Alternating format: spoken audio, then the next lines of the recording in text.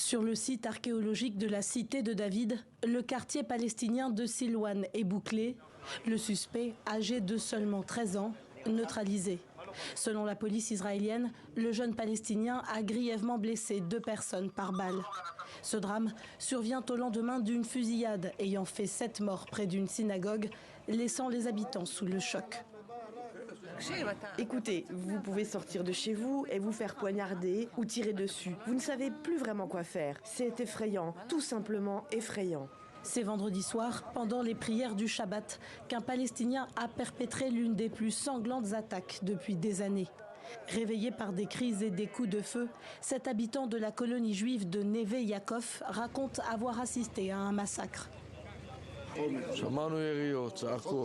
J'ai vu Eli courir, Eli, que Dieu ait son âme, mon voisin. Je l'ai vu tomber là. Nathalie, sa femme, a couru après lui. Elle a vu quelqu'un ici et essayé de le réanimer. Le terroriste est venu et l'a abattu par derrière. Et l'a attrapé aussi. Un gars s'est arrêté ici pour aider, est sorti de sa voiture et a reçu une balle dans la tête. Il est mort à côté de moi. Son fils a reçu une balle dans le dos. J'ai reçu une balle dans la fenêtre. Ici, la balle a pénétré par la fenêtre. Si j'avais été assis ici, j'étais mort. À l'issue d'une course-poursuite en voiture et d'échanges de tirs avec la police, l'assaillant de 21 ans est finalement abattu et le Premier ministre se rend immédiatement sur place.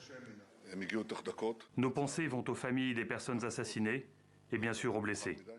J'appelle les gens à ne pas se faire justice eux-mêmes. Pour cela, nous avons une armée, une police et des forces de sécurité et ils travailleront selon les instructions du gouvernement. Placée en état de plus haute alerte, la police israélienne annonce l'arrestation de 42 suspects, dont des membres de la famille de l'assaillant. À Ramallah et dans la bande de Gaza, la nouvelle de l'attentat est accueillie par des scènes de liesse. 48 heures après la frappe israélienne meurtrière sur Jénine en Cisjordanie occupée, faisant au moins 9 morts. Craignant une escalade, le chef de la diplomatie américaine, Anthony Blinken, doit se rendre à Jérusalem et Ramallah en début de semaine prochaine.